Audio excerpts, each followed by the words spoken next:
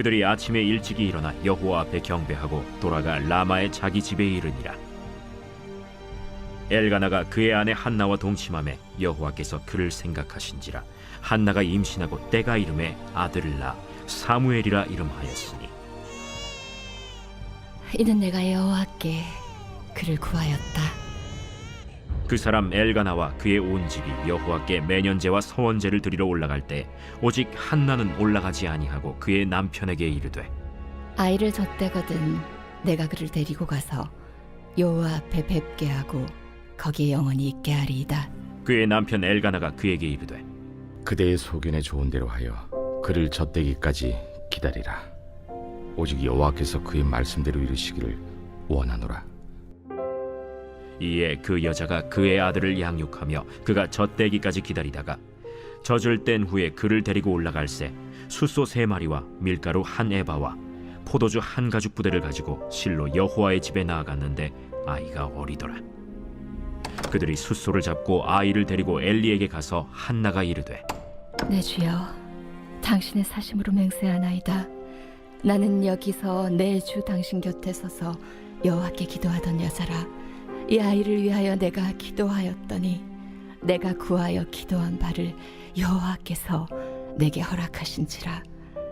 그러므로 나도 그를 여호와께 드리되 그의 평생을 여호와께 드리나이다. 하고 그가 거기서 여호와께 경배하니라.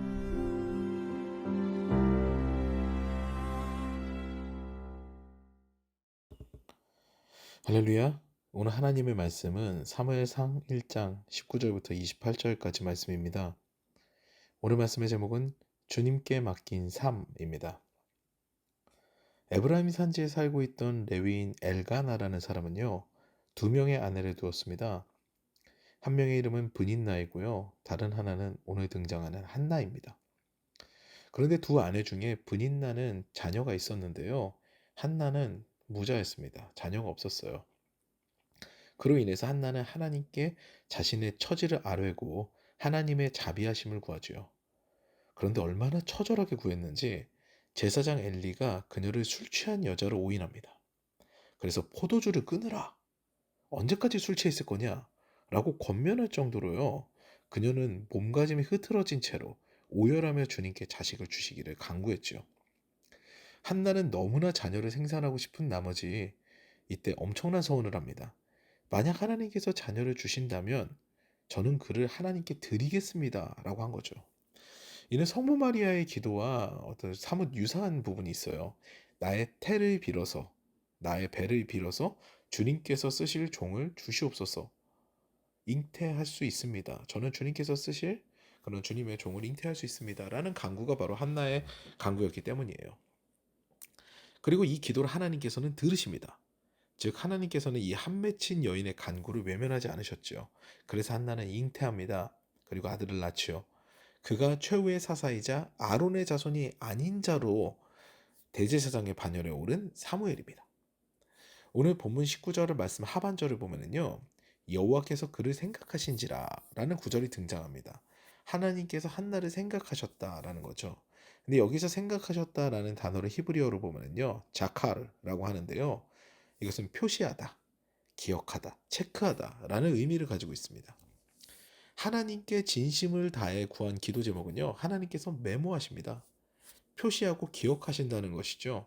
주님은 인격적인 분이시기 때문에요, 우리가 구하지 않으면요, 구할 때까지 기다리시면서 우리의 진심을 보이십니다. 우리의 진심을 보십니다. 구하지 않으면요, 우리가 받을 수 없는 거예요. 오늘도 주님 앞에 정직하게 나아가 우리의 쓸 것을 아뢰고 하나님께 응답을 받는 그 주님의 표시하심, 메모하심을 경험하는 더사랑 가족 여러분 되시기를 주님의 이름으로 축원합니다. 그리고 믿음의 사람인 한나는 이걸 잘 알고 있었어요. 하나님께서는 기도를 들으시고 응답하셨다. 이 사실을 너무 잘 알고 있었던 거죠. 그래서 아들의 이름을 사무엘로 짓습니다. 사무엘은요, 하나님께서 들으셨다라는 의미입니다. 나의 기도를 하나님께서 들으셨으니 그렇다면 나는 나의 기도를 이행하겠다라는 선언과도 같은 이름이에요.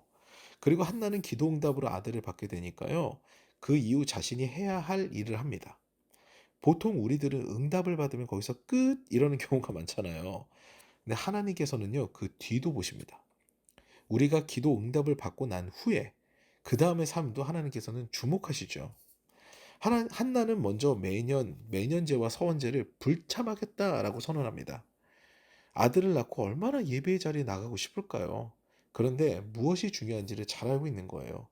젖을 떼고 성막에 수종드는 여인들이 사무엘을 돌볼 수 있을 때까지 성심성의껏 어린 사무엘을 양육하기로 다짐합니다. 애초부터 서원을 이행하려고 하는 한나예요. 그런데 여러분 보세요. 사실 아들 하나잖아요. 이 아들이 얼마나 귀하고 옆에 두고 싶겠어요. 그런데 한나는 잘 알고 있습니다. 어떻게 생긴 아들인지. 즉 하나님께서 주신 선물이므로 그분의 뜻에 맡겨야 한다는 것을 너무 잘 아는 거죠. 그래서 하나님의 전에 보낼 만반의 준비를 다 합니다. 사실 제 아내도 아이들을 낳고 난 다음에 예배를 제대로 못 드리는 날이 많았어요. 참 힘들어했습니다. 그런데 중요한 것은 그 당시에는 아이들이었거든요. 그렇기 때문에 그 아이들과 함께 어린이 예배를 드리고 아이들을 양육하는 데 매진했습니다. 이와 같이 나의 개인적 예배보다는요, 다른 이들의 예배를 살리는 삶도 상당히 중요하다는 거죠. 주님께서는요, 매년제와 서원제에 불참한 한나를 너 왜 예배 자리에 안 나오고 네 자식만 중요하냐? 이러면서 꾸짖지 않으세요. 성경에 오히려 기록하여 두셨습니다. 그리고 그녀의 이러한 노력은요, 사무엘이 훌륭한 제사장으로 성장함으로 옳았음이 증명이 됩니다. 많은 어머니들이 아이들의 예배를 위해서 내 예배가 지금 내가 제대로 드리지 못한다고 해서 하나님께서는 그것을 꾸짖지 않으신다는 거예요. 그 아이들의 예배를 살리는 어머니를 기뻐하신다는 거죠. 네. 그런 하나님의 자비하심과 선하심을 경험하시는 모든 어머니들 되시기를 주님의 이름으로 축원합니다. 한나는요, 젖을 뗀 후에 예물을 가지고 사무엘과 함께 여호와의 집으로 올라갑니다. 오늘 본문을 보면 아이가 어리더라 라고 기록되어 있습니다. 누가 봐도 더 양육해도 될 것 같은데 한나는 단호합니다. 어리지만 이제 젖을 떼고 하나님의 전에 올라갈 때가 됐으니까 나는 당연히 드리겠다라는 마음이죠. 하나님께서 주신 아이니 이 아이는 내 소유가 아닙니다. 주님께서 마음껏 쓰시옵소서 하는 메시지입니다. 여러분, 사실 만물이 하나님의 것입니다. 우리의 자녀들도요, 물질도, 심지어는 우리의 생명도 모두 주님의 것입니다. 이것을 깨닫고 나면 모든 주권을 주님께 드릴 수 있는 참된 신앙인이 되죠.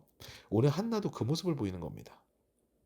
사랑하는 여러분, 오늘 한나의 모습을 보면요, 우리가 마음에 그리는 소원은요, 주님 앞에 아뢰야 한다는 것을 알 수 있고요.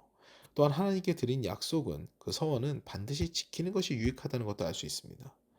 그런데요, 결국은 하나님의 뜻대로 섭리대로 그 인도된다는 것을 우리가 알아야 되고요. 그렇기 때문에 그 뜻에 따라가는 우리의 인생이 되어야 한다는 것을 알 수 있게 되죠. 요약하면은요, 우리가 우리의 인생을 결정하고 원하는 것을 구할 수 있지만 결국은 하나님의 섭리 가운데 있다는 겁니다. 그렇게 생각하면요, 우리는 늘 하나님께 의뢰하기만 하면 성공하는 인생이 돼요. 섭리 가운데만 있으면 우리는 벗어날 리가 없거든요. 오늘도 우리의 모든 문제들, 마음에 바라는 것들을 주님께 정직하게 구하고 그리고 주님의 인도하심을 기대하여서 늘 행복한 주님과의 동행길 되시는 저 여러분 되시기를 주님의 이름으로 축원합니다.